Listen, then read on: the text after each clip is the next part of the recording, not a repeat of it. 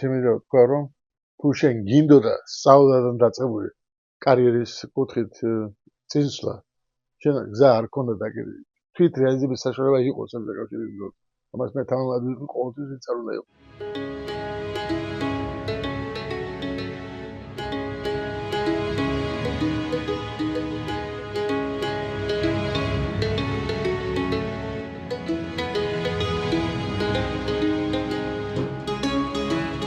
დავიბადა და გავიზარდა აფხაზეთში, გალის რაიონის სოფელ ოტობაია, ჩემი მშობლიური სოფელი.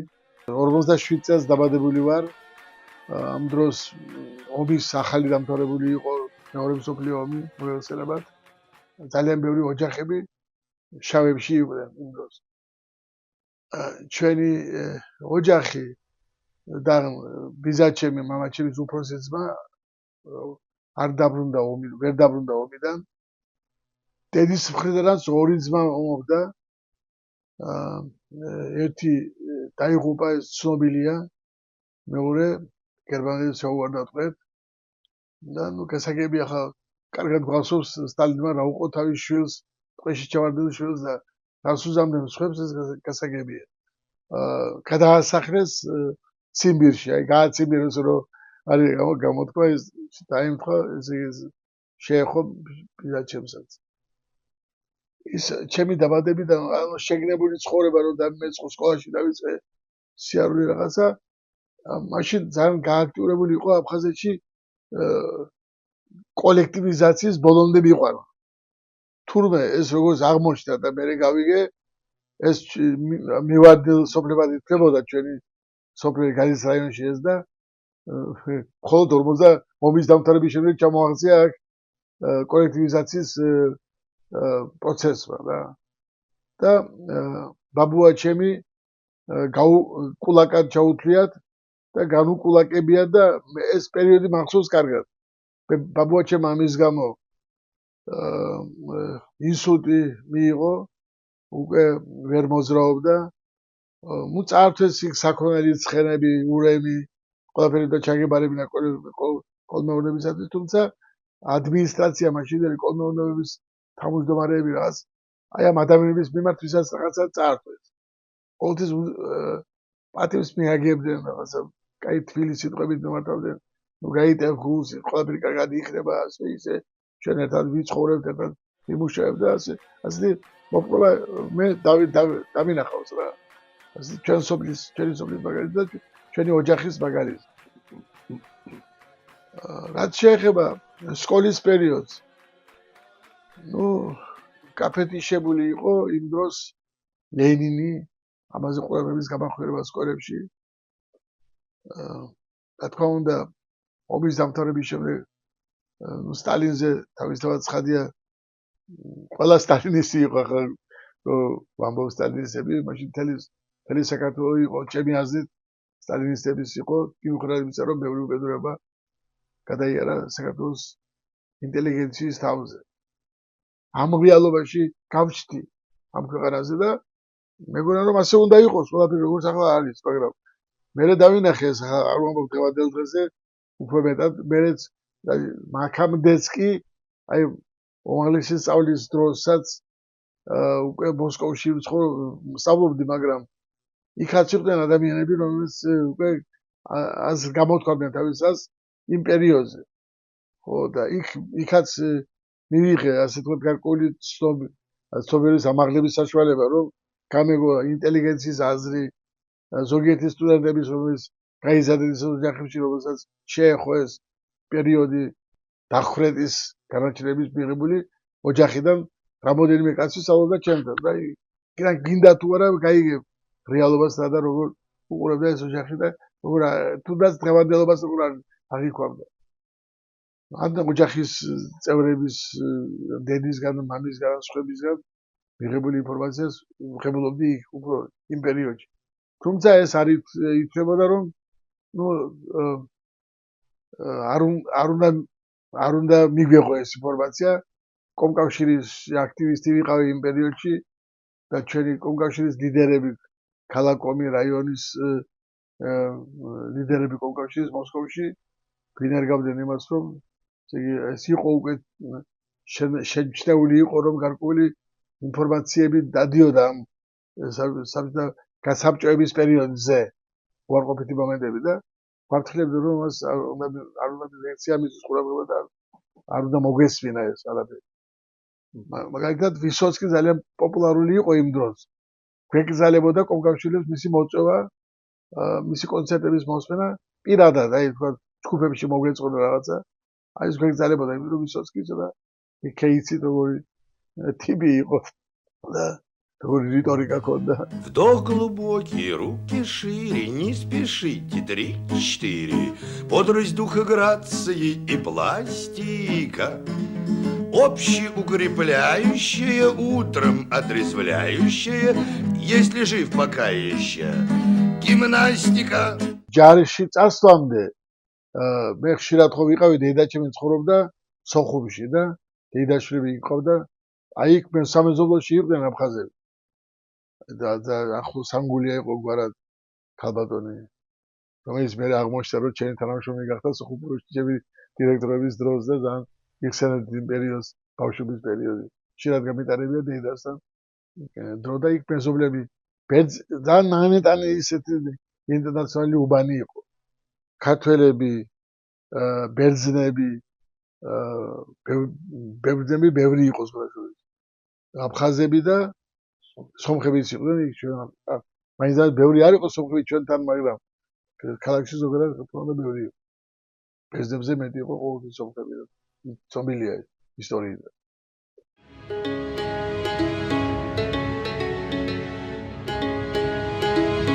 69 წელს გამიწვიეს სამხედრო სამსახურში.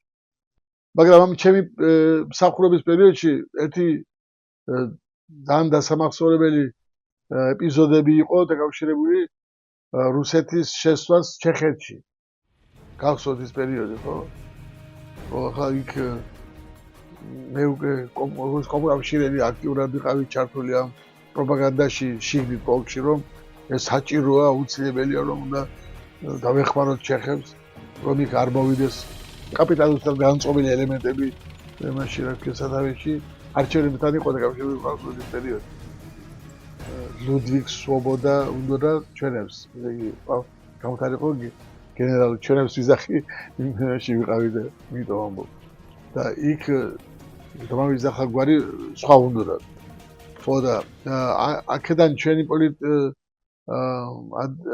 განყოფილების მუშაკები გვეუბნებოდნენ, რომ აბას შეიძლება მოყვესო გერმანიიდან, როგორც გერმანიიდან, ისე ავსტრიიდან შემოჭრა ჩეხეთში და მათი ესე ვთქვათ შემოერთების მცდელობა რა.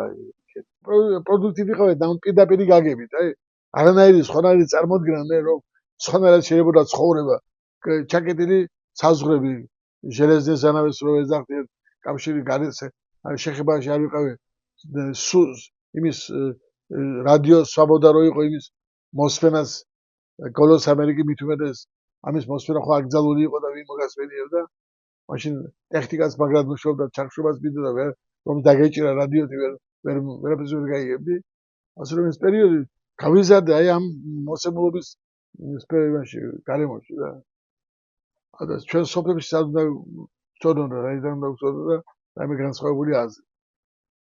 ხო, ამიტომ რომ ჩამოვედით უკვე ამ ჩეხეთიდან მე გავაგზავნე სამსახური.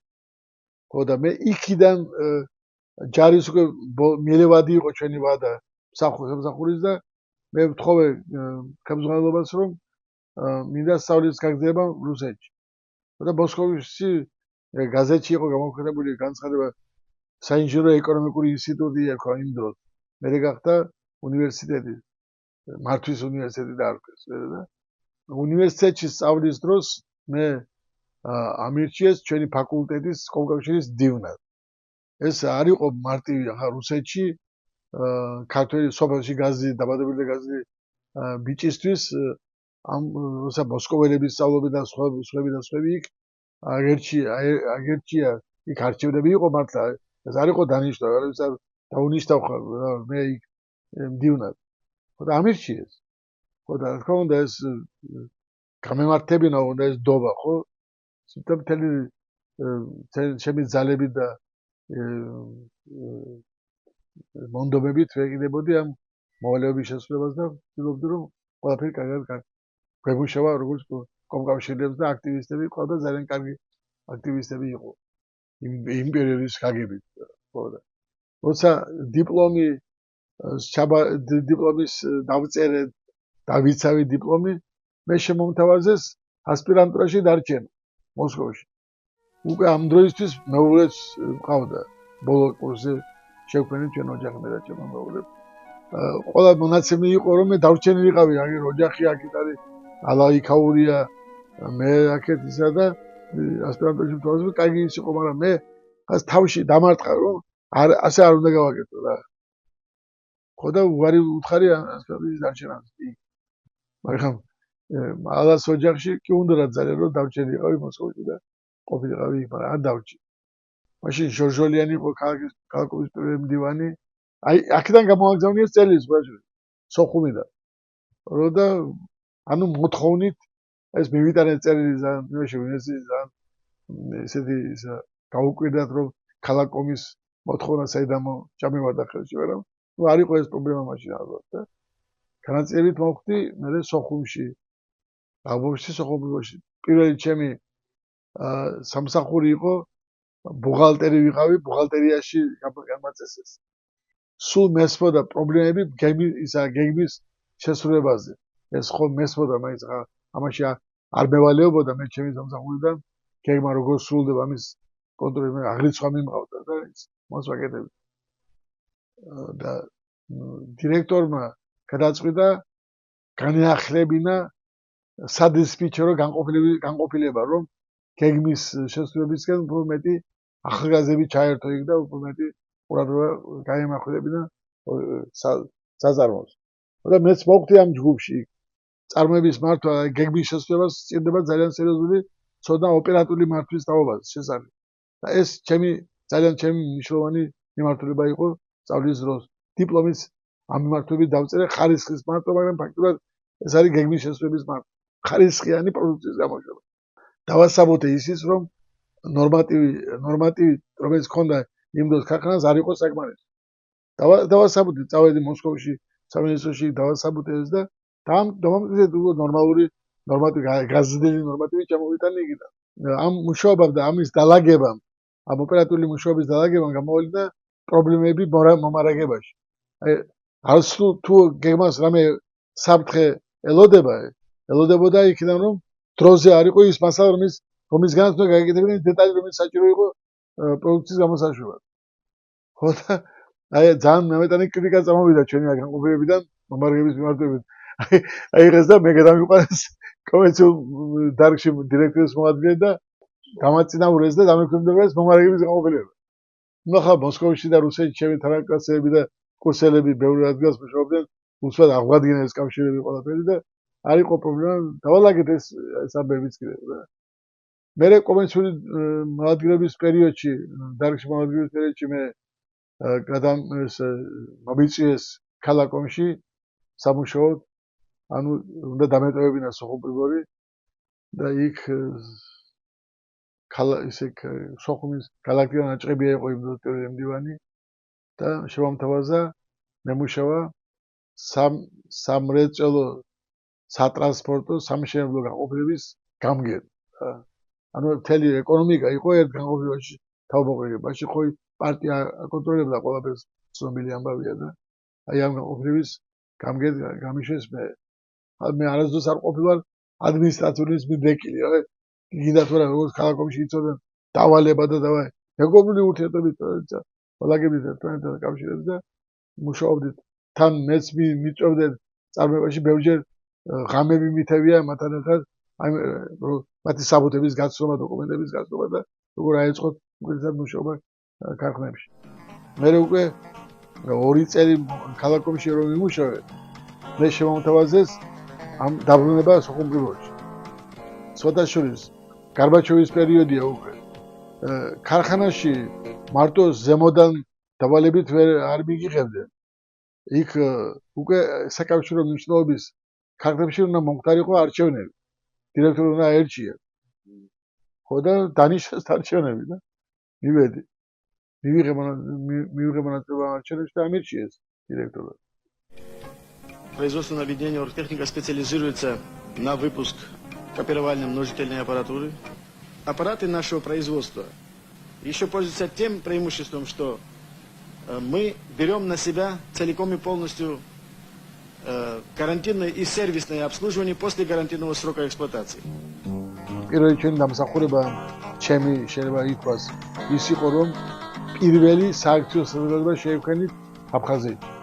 მეორე იყო საქართველოში. პირველი ბესო ჯურნალმა შექმნა სააქციო საზოგადოება საქართველოში. პირველი ეს იყო. ამის მაგალითზე შეიძლება ასე ითქვას, მე გავიარე ძალიან ბევრი სწავლა მაგ კუთხით რომ ეს უბრალოდ ასე ავანტურული ნაბიჯი არ ყოფილიყო.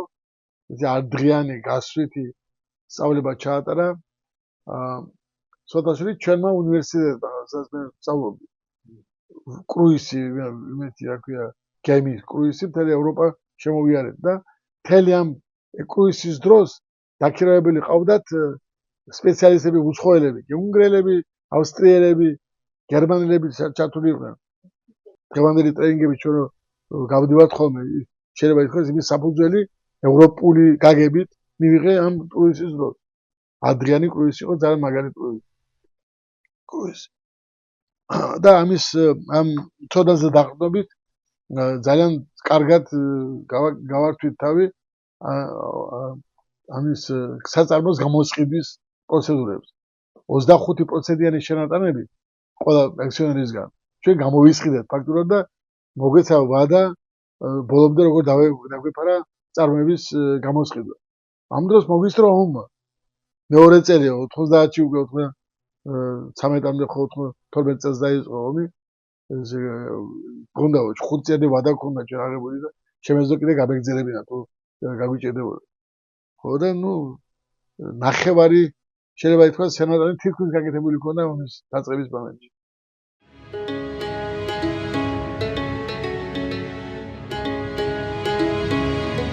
საბჭოთა კავშირის დროს სხოთაშვილის ამ მანკიერებებზე ძალიან ბევრი არ იკრძალებოდა საუბარი. ოღონდ უნდა გელაპარაკა არა მტრის პოზიციიდან, არამედ შენი ქვეყნის პატრიოტი ხარ და ეს ასე კი არა, ასე რომ იყოს უკეთესი იქნებოდა. ამ გამოიწვია ეს შევარდანზე მაშინ ხო დაწინაურდა გარბაჩოვის პერიოდში პერესტროიკა. რა იყო პერესტროიკა? ფაქტურად ბერიას სწავლება დაუწყიათ იმ დროს, აბა რას აპირებდა მაგი ბერია, როგორ საბჭოთა კავშირის გარდაქმნა მაშინაც უნდოდა მას. აი პერესტროიკიდან ბერიას ნამუშევრების და იდეების ჩანასახიდან გაჩნდა პერესტროიკა. დირექტორობის პერიოდში და სააქციო საზოგადოების დასაწყის პერიოდში ვნახე უკვე, რომ არაეფექტური იყო წარმოება. გიბიზგდა გინდა თუ არა იქიდან რომ წასულიყო კერძო საკუთრებისგან რომ ადამიანი ხაზიანს მეპატრონეს ეგზნო ასე მუშაობა არ შეიძლება და მეპატრონეა და ის ყოველთვის დაზოგავს რაც არ დახარჯავს იმას რაც სახარჯი არაა პური. მთელი ამ პერიოდში სამ მივიდოდა საქმე ამ სააქციო საზოგადოებამდე იყოს ხალხი რომელსაც მეტი უნდოდა, მეტი ვიდრე ხელფასებია თუ რაღაცა ამის მეტი უნდოდა. ამის საშუალება იქ არ იყო. ამიტომ ადამიანმა ზოგიერთმა მიმართეს არაკეთილ სიცოცხლის საქმიანობას. მოპარვა, მოტეხვა, ეს ტერმინები იყო იმ დროს.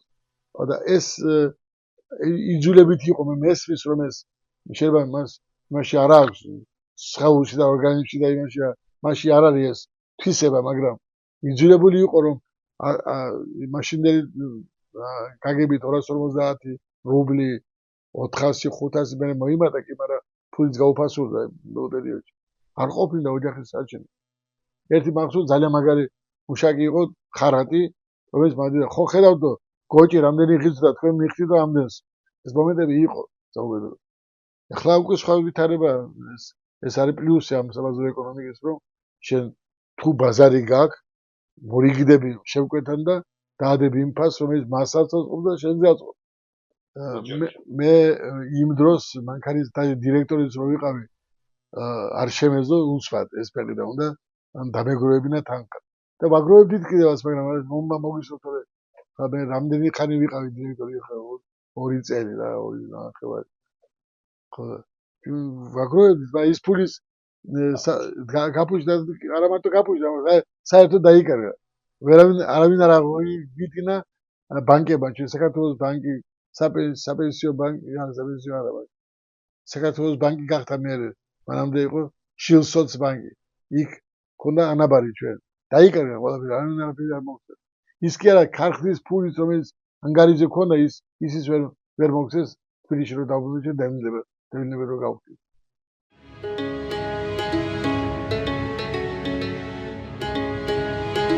2000 წელს უკვე რეალურად დავინახეთ იმის აუცილებლობა რომ ჩვენ უნდა ვეძიოთ გზები დაახლოების გზები აფხაზებთან იქიდან ვღებულობდი გარკვეულ მესიჯებს ურთიერთობის ჩვენი კოლექტივიდან იქაც მუშაობდნენ იქაც საქმეები არ გამოდიოდა რაღაცები ურთიერთობა იყო მაინც ადამიანებს შორის შეხვედრებიც ჰქონდა ჩვენ სოჩაში სხვა ენგურის ხიდან რაღაცები და ესე ვთქვათ დავინახეთ რომ საჭიროა შეიქმნას არასამთავრობო ორგანიზაცია და მაშინ შეიქმნას მშვიდობიანი და საქმიანი კავკასია რომლის ძირითადი საქმიანობა და მისია იყო ქართულ-აფხაზური ეკონომიკური ურთიერთობის შენება მაგრამ ცხოვრებამ გიჩვენა რომ და თან რუსების ასეთ აქტიური ჩართულობამ გიჩვენა რომ ეკონომიკის ურთიერთობის განვითარებას ჩვენ არ მოგცემენ ამის საშუალებას ამიტომ ჰუმანიტარული საქმიანობის უფრო გაიხსნა გზა ჯერ მალულად მერე ღიად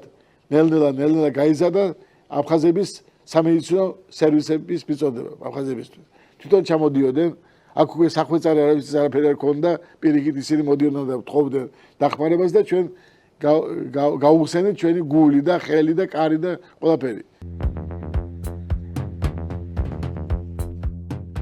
алло Я сейчас разговаривал с авто, они уже проехали сам трейдю, проехали сейчас только что. Так что я жду. Когда будет рассмотрение ваших пациентов, это все они вместе их заведем в зал там, и сам Нуралидзе будет вести с ними как бы опросы, спрашивать будет. Я вас включу вот в видео. Хорошо? Хорошо. დაახლოებით 1 თვე არის რომ გამოვაცხადეთ ყველა ჩვენი არხები კომუნიკაციის საშუალებებით ეს იქნებოდა Facebook-ი, WhatsApp-ით ჩვენ გვაქვს კიდევ ერთობლივი ჯგუფები აფხაზებთან იმ ჯგუფებში გამოვაცხადეთ რომ ქუთაისში ვატარებთ სამედიცინო უფასო აქციას ექიმების წამყვანი ექიმების მონაწილეობით. გარდა ამისა, ჩვენ ამ დაინტერესებულ ადამიანებთან ვის გამოგვეხვავრა, ონლაინ ჩავატარეთ პატარა კონსულტაციები, აუხსენით რა არის ეს აქცია, რა ხდება, როდის უნდა ჩამოვიდნენ, როდის უნდა რას გაუკეთებენ, ყველაფერი აუხსენით.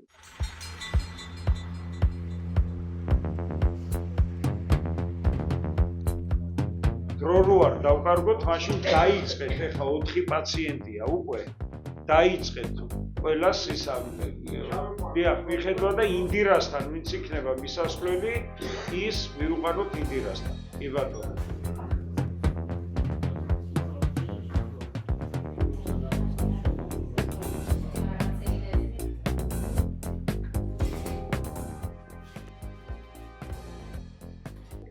თუთხმეტი წელია მუშაობ და მიმართულებით და ხვალაც ველოდებით, ზეგაც ველოდებით ადამიანებს. კი. დაახლოებით 1-12 კაცი შემოგვიმატება კიდევ. ანუ ფაქტიურად 3-4 დღეში მიღებული გვეყოლება 80-ზე მეტი ადამიანი. მე მგონია რომ თვით რეალიზაციის უფრო მეტი საშუალება ნაღდად არის, ვიდრე იყო კომუნიზმის დროს, თუმცა იქაც კი თქვი და კიდევ ვიმეორებ რომ იქაც იყო ამის საშუალება, მაგრამ უფრო მეტია. არ ახარ შეზღუდული მარტო შენი ქვეყნის ფარგლებით, სოფლიოში სადაც დაიწადი და გააკეთე ის რაც შენ გინდა. ამისთვის სწავლაა საჭირო, საუბედრო აი სწავლის ხარისხი ჯერ კიდევ როგორც მესმის მე და ჩემი შვილების და შვილიშვილების მაგალითზე ვხედავ, ჯერჯერობით არ არის საკმარისი.